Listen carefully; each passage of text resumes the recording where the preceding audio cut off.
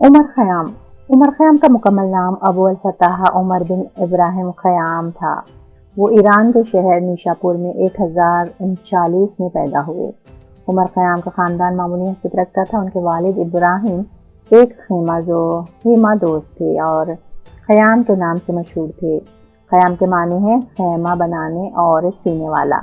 یہ لفظ عمر کے نام کے ہی جز بن کر مشہور ہو گئے۔ خراسان کا پایا تخت نیشاپور اس قدیم زمانے میں علم و فن کا مشہور مرکز تھا۔ عمر خیام نے اسی شہر میں آنکھیں کھولی۔ سمرقند، بخارا اور بلخ کے اہل علم و دانش کا توتی بولتا تھا۔ عظیم الشان مدرسے قائم تھے وہاں، اور ایسے دور میں نیشاپور کے کئی دستگاہوں اور علماء کے مجلسوں کی آغوش میں عمر خیام پل کر جوان ہوئے۔ ریاضی، حیات اور فلسفے کے سبق وقت کے نامور اساتذہ سے لیے۔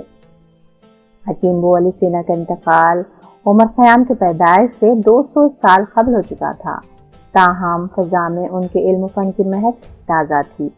اس جید عالم اور باکمال طبیب کے لائق و نامور شاگردوں کی صحبت عمر خیام کو حاصل تھی، چنانچہ اپنی تصنیف میں اکثر بو علی سینا کے فلسفے اور علمی افکار سے متاثر ہو کر انہیں اپنا استاد کہہ کر یاد کیا۔ مطالعہ اور محنت کے عادی عمر خیام نے علم ریاضی پر بڑی قابلیت سے اپنی کتاب مکابات لکھی، لیکن نوجوان عمر خیام کی طرف کسی نے توجہ نہ کی۔ ارباب اقتدار اور اوسائے وطن کی اس ناقدری کے باعث 1066 میں انہوں نے ترکستان کے دارالسلطنت سمرقند کا رخ کیا، جہاں کے ذی علم رئیس شہر ابو طاہر نے اس جوہر نایاب کی پذیرائی کی۔ وہ صاحب علم و فضل تھے اور علمی شغف بھی رکھتے تھے۔ ان کا تعلق شاہ ترکستان کے دربار سے تھا۔ ابو طاہر نے عمر خیام کو ایک جوہر قابل سمجھ کر ان کی بڑی قدر و منزلت کی۔ امیر ابو طاہر کو بھی علم ریاضی سے خالص دلچسپی تھی۔ عمر خیام نے اپنے محسن کے علمی شوق و ذوق کو دیکھتے ہوئے علم ریاضی پر 1067 میں اپنی مشہور تصنیف الجبر مقابلہ مرتب کی۔ یہ کتاب 7 سال کی محنت میں مکمل ہوئی تھی اور اس وقت ان کی عمر صرف 28 سال کی تھی۔ عمر خیام نے اپنی مہارت کی بنا پر الجبر اور مقابلہ میں کافی نئی دریافتیں کی۔ انہوں نے اس کتاب میں کئی نئے قاعدے لکھے ہیں اور 6 اصول ایسے بیان کیے ہیں جن کی نسبت لکھا ہے کہ اس سے پہلے کسی نے اس سے دریافت نہیں کیا تھا۔ دوستو، آپ دیکھ رہے ہیں سیاست ٹی وی کی خصوصی پیشکش اور میں ہوں ڈاکٹر حمیدہ خان۔ عمر خیام کی یہ کتاب یورپ میں شائع ہو کر مشہور ہو چکی تھی اور مولانا شبلی نعمانی نے اپنے مقالات میں عمر خیام کے بارے میں لکھا ہے کہ اس نادر کتاب نے اہل یورپ کے نزدیک خیام کو ریاضی داں عظیم ہونے کا ثبوت دیا ہے۔ عمر خیام کا قابل قدر کارنامہ الجبرا میں مسئلہ 2 رقمی یعنی بینومیل تھیوری کے ایجاد کا اصول ہے۔ اس مسئلے کو سب سے پہلے عمر خیام نے دریافت کیا۔ عمر خیام کے اس الجبرے کا 1851 میں پیرس میں ڈیپلوک نے فرانسیسی زبان میں اس کا ترجمہ کیا۔ کتاب الجبر مقابلہ علم ریاضی میں الجبرے کے موضوع پر 4 یا 5 کتاب ہے۔ اس موضوع پر سب سے پہلے تصنیف 250 برس پہلے محمد بن موسیٰ خوارزمی کی دنیا کے سامنے آ چکی تھی۔ سمرقند میں عمر خیام کے اپنی مربی ابو طاہر کی نسبت سے شمس الملک شاہ ترکستان کے دربار میں رسائی ہوئی اور بادشاہ کی داد و دہر سے بہرہ افروز ہوئے۔ ترکستان کے نامور وزیر نظام الملک اہل علم و دانش کی قدرداں تھے۔ شاہ ترکستان اور شاہ ایران میں دوستانہ روابط اور قرابت کا دوہرا رشتہ بھی قائم تھا۔ 10 سال سمرقند میں گزار کر عمر خیام اپنے وطن نیشاپور لوٹے، جہاں سے انہیں بے پناہ محبت تھی۔ عمر خیام کو علم طب میں بھی دستگاہ حاصل تھی اور ملک شام کے دربار میں ان کا تعارف بحیثیت طبیب ہوا۔ ملک شاہ کے جوان شہزادے کو چیچک کا مرض لاحق ہوا۔ شاہی طبیبوں کے علاج سے کچھ فائدہ نہ ہوا، جس سے ملک شاہ کو بہت تشویش ہوئی۔ ایسے میں عمر خیام کو طلب کیا گیا۔ شہزادے کو اللہ نے شفا بخشی اور خیام شاہی طبیب کے عہدے پر فائز ہو گئے۔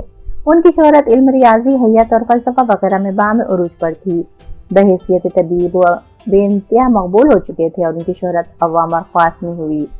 ملک شاہ نے عمر خیام کو اصفہان میں 9 تعمیر رصدگاہ آبزرویٹری کے ناظم اعلیٰ مقرر کیا اور ایک زرکثیر آلات رصد کے لیے خرچ کیا اور 7 مشہور حیات دانوں کو تحقیق و مشاہدات فلکی کے لیے رصدگاہ میں مامور کیا۔ اعلیٰ دماغ حوصلہ مند عمر خیام کو اپنی صلاحیتوں سے کام لینے کا موقع ملا۔ انہوں نے نہایت احتیاط اور گہرائی سے اجرام فلکی کا مطالعہ اور مشاہدہ کیا، بہت سی نئی دریافتیں بھی کی۔ علم حیت کے ماہرین کے اہم فرائض میں اجرام فلک کا مشاہدہ کرنا، دن اور رات، طلوع اور غروب شمسی، سال قمری اور موسم کی تحقیق کرنا شامل ہے۔ خیام نے اس رستگاہ میں جو مشاہدات کیے اور اپنی تحقیقات سے جو نئی باتیں دریافت کی، ان میں سب سے زیادہ اہم اور مشکل کام شمسی اور قمری سال کی پیدائش کرنا اور ان میں باہم مطابقت پیدا کرنا تھا۔ شمسی سال سے مراد وہ پوری مدت اور وہ وقت ہے جس میں زمین سورج کے گرد ایک پورا چکر کاٹ لیتی ہے۔ قدیم ترین زمانے کے یونانی حکماء سال کے پورے 365 دن کا مانتے تھے اور اسی سے مہینوں اور دنوں کا حساب لگاتے تھے۔ مسلم دور میں جب علوم و فنون کا ہر طرف چرچا ہونے لگا اور مسلم حکماء نے ہر موضوع پر کام شروع کر دیا تو ہمہ قسم کے علوم و فنون کی ترقی کے دروازے کھل گئے۔ مسلم حکماء اور سائنسدانوں نے زمین کی گردش، شمسی سال اور قمری سال کی تحقیق بھی شروع کر دی۔ عمر خیام نے بھی شمسی سال کے کمال احتیاط سے تحقیق کی اور پیمائش کے بعد پورے سال کی مقدار 365 دن 5 گھنٹے اور 49 منٹ بتایا۔ عمر خیام کی تحقیق آج کے دور سے بہت قریب ہے اور زیادہ صحیح ہے۔ عمر خیام کی تحقیق جو آج سے 9 برس پہلے محض علمی مہارت اور معمولی آلات کے ذریعے کی گئی اور آج کے سائنسی دور میں جبکہ علم و فن انتہائی کمال کو پہنچ گیا ہے، دونوں کی تحقیق میں صرف 11 سیکنڈ کا فرق پایا جاتا ہے۔ عمر خیام نے شمسی اور قمری سال میں اس فرق کو اصولی طور پر یوں دور کیا کہ سب سے پہلے حکومت سے یہ اصولاً بنوایا کہ مذہبی اور دینی امور مثلاً حج، عیدین، رمضان وغیرہ کا تعین تو قمری حساب اور ہجری تاریخوں سے کیا جائے اور دیگر امور سلطنت مثلاً مالیہ کی اصولی اخراجات کا تعین، بجٹ اور سرکاری ملازمین کی تنخواہوں کی ادائیگی شمسی حساب سے کی جائے۔ سال میں 5 دن ایسے آ جاتے ہیں جو بڑھ جاتے تھے۔ اہل عرب اسے سال کو کبیسہ کہتے تھے اور اہل ایران دزویدہ، چرائے ہوئے دن کہتے تھے۔ اہل یورپ میں ابھی یہ شعور پیدا نہیں ہوا تھا۔ خیام نے شمسی تقویم میں ایک بہت بڑی اصلاح کی، اس نے ان زائد دنوں کو سال کے 12 مہینوں میں کھپا دیا۔ اس طرح کے بعض مہینوں کو 30 دن کا اور بعض کو 31 دن کا بنا دیا اور ان کا کل مجموعہ 365 دن کا ہو گیا۔ لیکن 365 دنوں کے بعد بھی سال میں تقریباً 6 گھنٹے کی زیادتی آ جاتی تھی اور یہ بچا رہتا تھا۔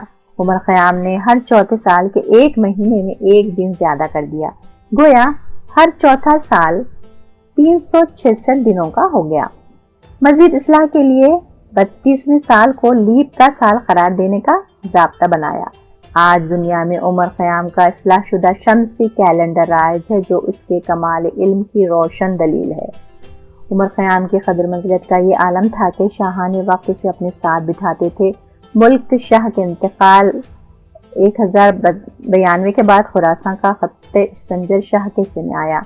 سنجر شاہ بھی عمر خیام کی عزت کرتے تھے اور احتراماً تخت پر اپنے ساتھ بٹھاتے تھے۔ عمر خیام نے اپنی زندگی کے آخری ایام فلسفے کے مطالعے اور شاعری کے مشغلے میں گزارے۔ وہ نہایت شوق و ظریف الطبع تھے اور حافظہ بلاغہ قوی تھا۔ ان کی رباعیات کافی مشہور ہیں۔ عمر خیام کی کتابوں کی فہرست کچھ یوں ہے: رسالہ مکابات، جبر مقابلہ، زچ ملک شاہی، رسالہ مساورات اقلیدس، رسالہ طبیعت و نوازم الامکنہ، میزون الحکم و رسالہ معروفہ مقدار الذہب و الفقہ، رسالہ کون و تکلف، رسالہ موضوع علم کلی، رسالہ فی الوجود، رسالہ وصف و موصوف۔ آخری ایام کا ذکر علامہ سید سلیمان ندوی یوں تحریر فرماتے ہیں کہ مرض الموت کے آخری لمحوں میں وہ ابو علی سینا کے کتاب الحیات شفا کا مطالعہ کر رہے تھے۔ جب واحد اور کثیر کی بحث پر پہنچے تو اس پر یہ اثر ہوا کہ وہ اٹھ کھڑے ہوئے، لوگوں کو بلا کر وصیت کی، پھر نماز پڑھی۔ اس درمیان میں نہ کچھ کھایا نہ پیا۔ آخر عشاء کی نماز پڑھ کر سجدہ کیا اور خاموش ہو گئے۔ عمر خیام 1131 عیسوی میں انتقال کیا اور نیشاپور کے قبرستان گورستان چراہ میں تدفین ہوئی۔ عمر خیام کو شعر و ادب پر کمال حاصل تھا۔ مولانا شبلی رقم تراز ہیں کہ خیام کی رباعیات اگرچہ سینکڑوں ہزاروں ہیں لیکن سب کا قدر مشترکہ صرف چند مضامین ہے جو دنیا کی بے ثباتی، خوش دلی کی ترغیب، مسئلہ جبر، توبہ، استغفار، ان میں ایک ایک مضمون کو وہ بار بار ادا کرتا ہے لیکن ہر دفعہ اس طرح بدل کر کہ یہ معلوم ہوتا ہے کہ یہ کوئی نئی چیز ہے۔ سید سلیمان ندوی بیان کرتے ہیں کہ شیخ عبدالحق محدث دہلوی کے سامنے خیام کی ربائی پڑھی جاتی تو وہ رو پڑتے۔ دو جرمن دانشوروں نے جن کا نام جیکب اور وائڈمین ہے، عمر خیام کی سائنسی کارناموں اور اصلاحات پر ایک ایسا مقالہ لکھا جو 1912 عیسوی میں جرمنی زبان کے رسالہ اسلام کی جلد سوم میں بقدر 20 صفحات شائع ہوا۔ عمر خیام مشرق سے زیادہ مغرب میں مقبول ہوئے۔ فریڈرک روزی کے مطابق مشرق کے کسی شاعر کو اتنی مقبولیت حاصل نہ تھی جتنی کہ عمر خیام کو۔ پیٹر جرلائڈ نے عمر خیام کی 101 رباعیوں کا انگریزی ترجمہ کیا جو اتنے مقبول ہوئے کہ بقول سید صباح الدین عبدالرحمن انجیل کی عبارت کے بعد انگریزی داں کی زبان پر یہی اشعار ہوتے۔